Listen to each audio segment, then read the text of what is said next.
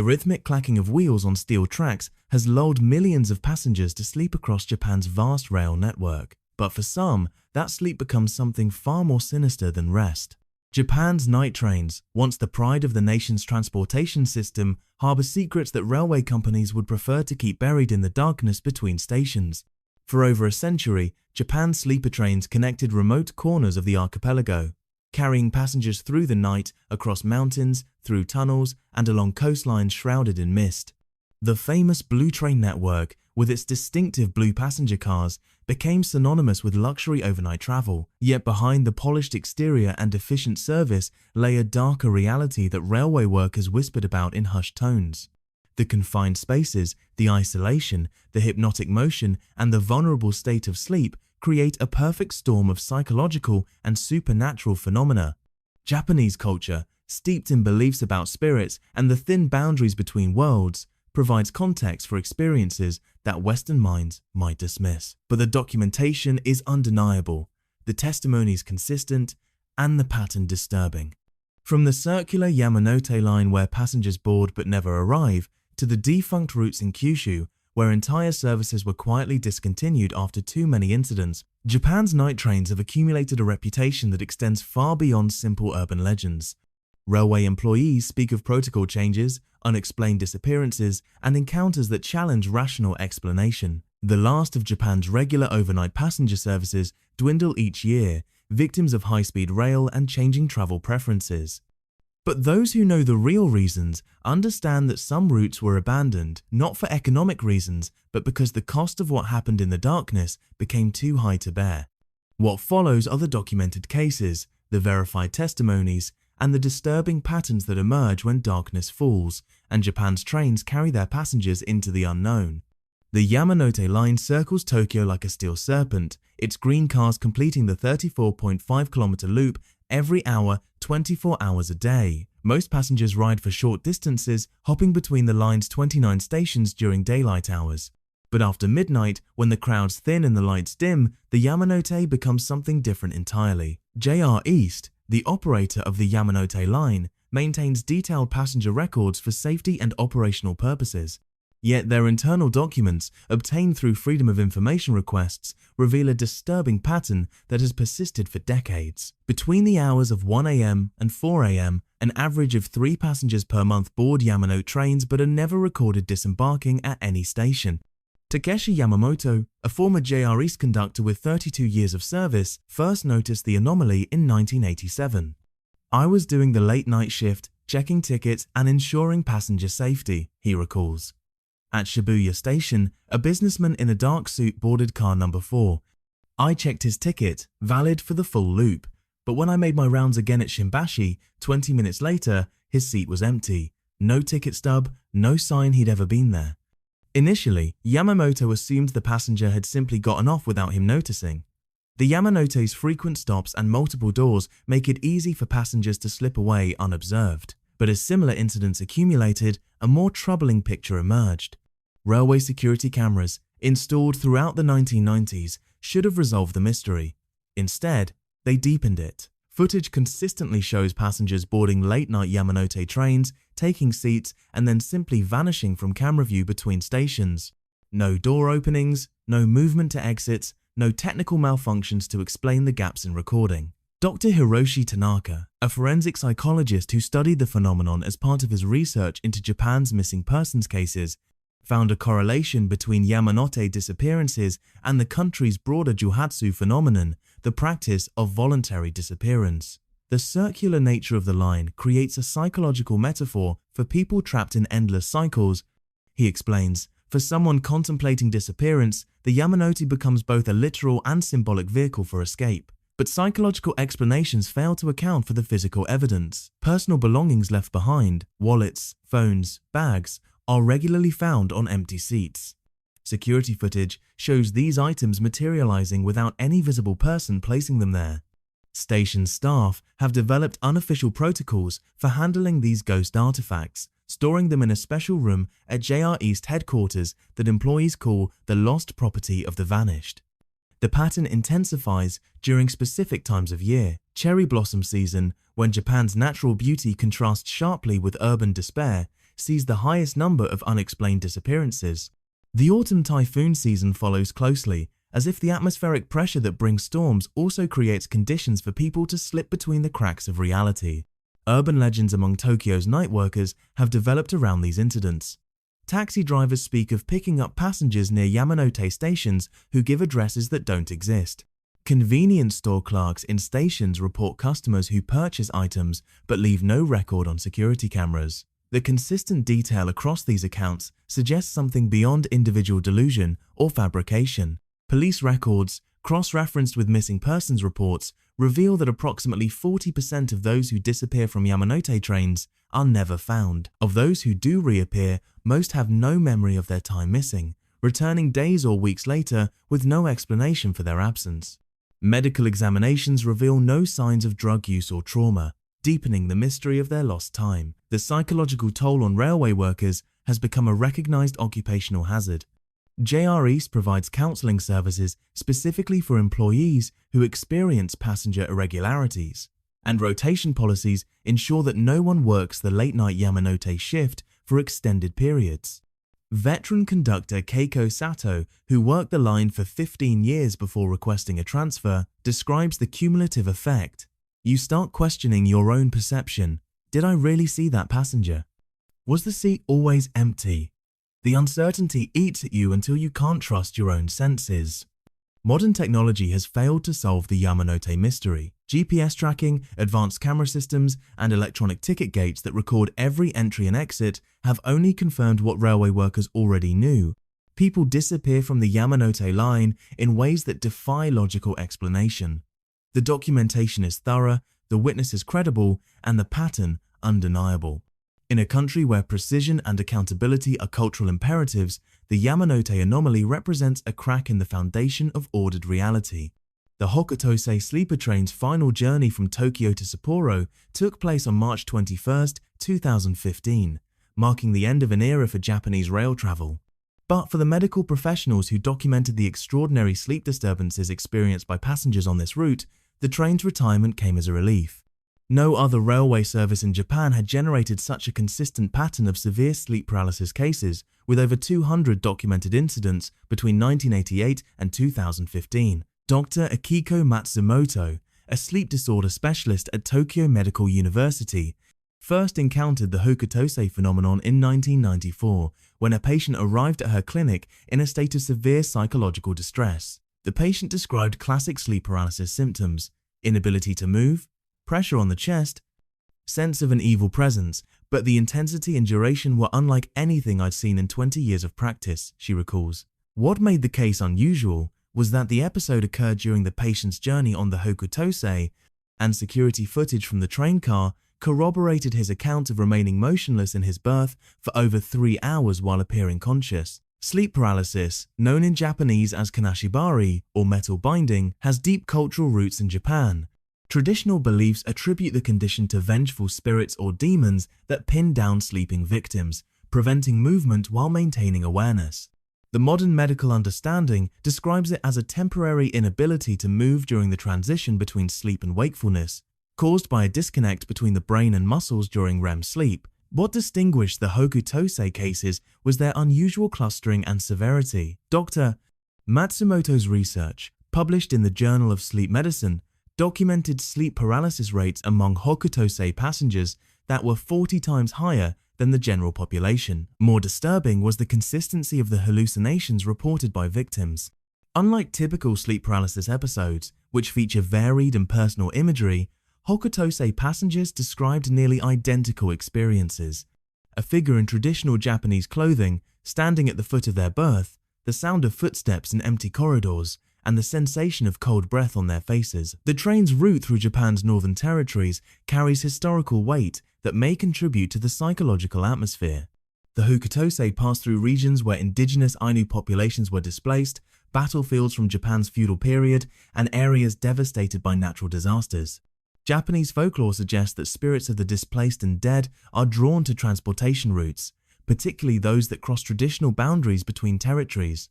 Electromagnetic field measurements conducted by Hokkaido University researchers revealed unusually high EMF levels in the Hokuto sleeper cars.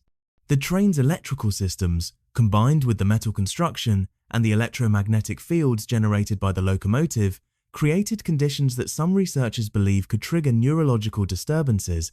Dr. Yuki Tanaka, who led the EMF study, noted that the combination of electromagnetic exposure, motion-induced stress, and psychological suggestion creates a perfect storm for altered consciousness states. Passenger testimonies collected through JR Hokkaido's customer service department paint a consistent picture of terror. Hiroto Nakamura, a businessman who traveled regularly on the Hokuto, described his experience. "I woke up unable to move, completely paralyzed except for my eyes. There was a woman in white standing next to my bed, but when I tried to call out, no sound came. She leaned over me and I could feel her hair touching my face, but it was ice cold. The paralysis lasted until the train stopped at Hakodate Station."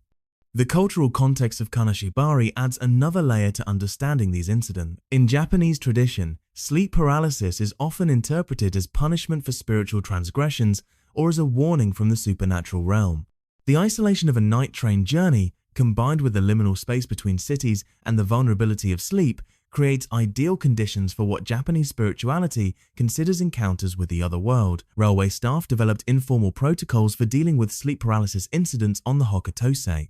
Conductors were trained to recognize the signs: passengers appearing awake but unresponsive, elevated stress indicators, and reports of supernatural encounters. The train carried medical personnel specifically to address these cases, a unique practice among Japanese rail services. The psychological impact extended beyond individual episodes. Dr. Matsumoto's follow-up studies found that 60% of passengers who experienced sleep paralysis on the Hokuto developed chronic sleep disorders, and 20% reported ongoing anxiety about train travel. The long-term effects suggested that these were not merely isolated medical incidents, but transformative experiences that altered passengers' relationship with sleep and transportation. Motion studies conducted by the Railway Technical Research Institute revealed that the Hokuto-specific vibration patterns, combined with the train's speed and track conditions, created resonance frequencies that could affect human neurological function. The research suggested that certain individuals, particularly those already predisposed to sleep disorders, might be more susceptible to the train's unique motion signature. The final factor in the Hokuto mystery relates to traditional Japanese beliefs about threshold crossing.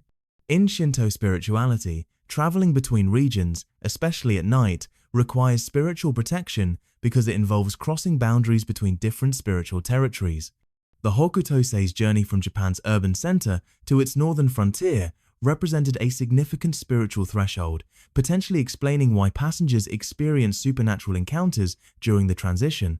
When JR Hokkaido announced the Hokuto's discontinuation, they cited declining ridership and operational costs. However, internal documents obtained by journalists revealed that insurance claims related to passenger medical incidents had reached unsustainable levels. The final runs of the Hokuto were quietly monitored by medical personnel, with no incidents reported, perhaps because word had spread about the train's reputation, deterring susceptible passengers from making the journey.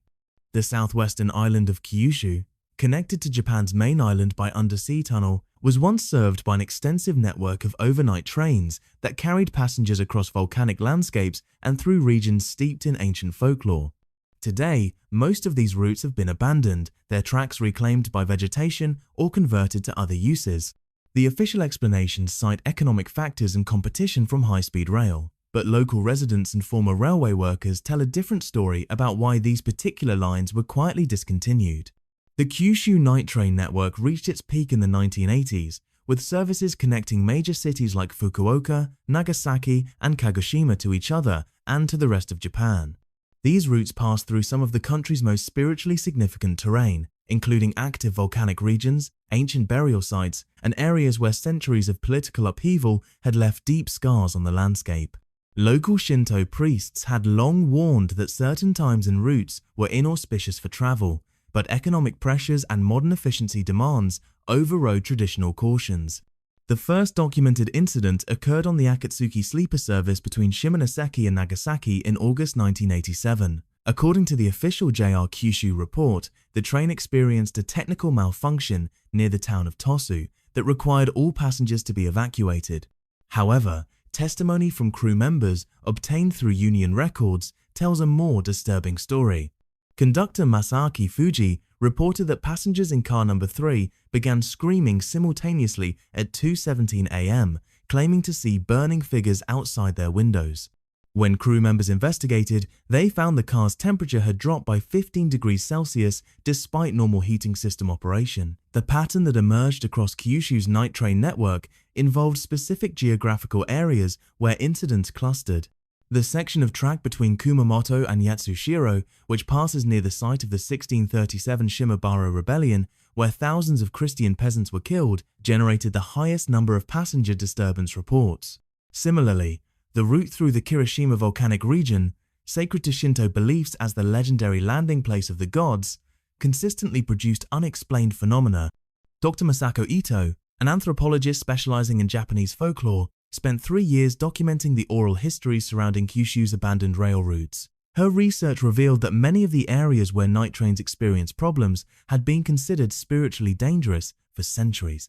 Local communities had traditional practices for safe passage through these regions, she explained. Travelers would make offerings at roadside shrines, avoid traveling during certain lunar phases, or carry protective amulets.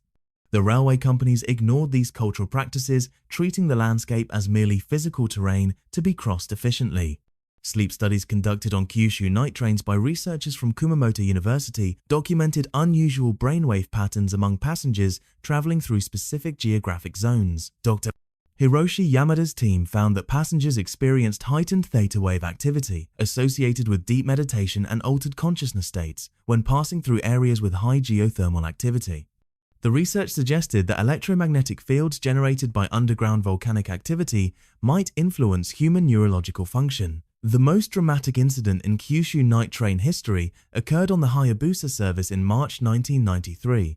The train was traveling from Tokyo to Kumamoto when it made an unscheduled stop near Mount Aso, Japan's largest active volcano. According to emergency service records, multiple passengers simultaneously reported seeing a woman in white walking alongside the train at impossible speeds.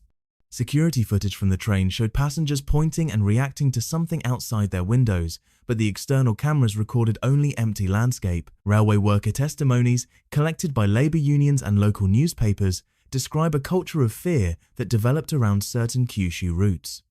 Veteran engineer Kenji Nakamura recalls, "We had informal protocols for the difficult sections. Crews would burn incense in the locomotive cab, carry omamori, protective amulets, from local shrines, and some engineers would quietly recite prayers when passing through the worst areas." Management officially discouraged these practices, but they turned a blind eye because the incidents decreased when crews followed traditional protections. The economic impact of the supernatural incidents became unsustainable by the late 1990s. Insurance claims for passenger trauma, crew psychological counseling, and frequent service disruptions created mounting financial pressure. More significantly, ridership plummeted as word spread about the dangers of night travel on certain Kyushu routes. Local newspapers began publishing passenger testimonies, and television documentaries explored the supernatural aspects of the incidents, further damaging the railway's reputation. Environmental factors unique to Kyushu contributed to the intensity of reported phenomena. The island's volcanic activity creates high levels of electromagnetic radiation and atmospheric ionization that some researchers believe could trigger hallucinations or heighten psychological sensitivity. Combined with the isolation of night travel through sparsely populated regions, these environmental conditions created ideal circumstances for psychological disturbance. The final factor in understanding Kyushu's railway mysteries relates to the island's history as a site of religious persecution and political upheaval.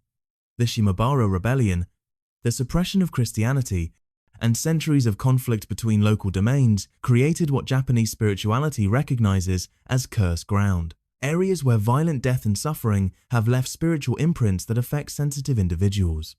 Modern sleep research conducted on the few remaining night train services in Japan has incorporated lessons learned from the Kyushu incidents.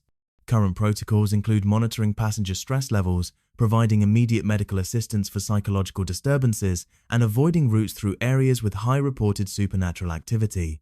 The research has led to recommendations for night train design that include specific lighting patterns to maintain circadian rhythms, sound dampening to reduce psychological stress, and even consultation with local spiritual authorities when planning new routes. For those who must travel by night train in Japan today, the lessons from Kyushu's abandoned routes offer practical guidance. Modern sleep specialists recommend maintaining regular sleep schedules before night travel, carrying familiar objects for psychological comfort, and avoiding alcohol or medication that might alter consciousness. Most importantly, they suggest respecting local cultural warnings about spiritually dangerous areas and times for travel. In a country where the boundary between the physical and spiritual worlds remains thin, the wisdom of traditional cautions may be more relevant than modern efficiency demands.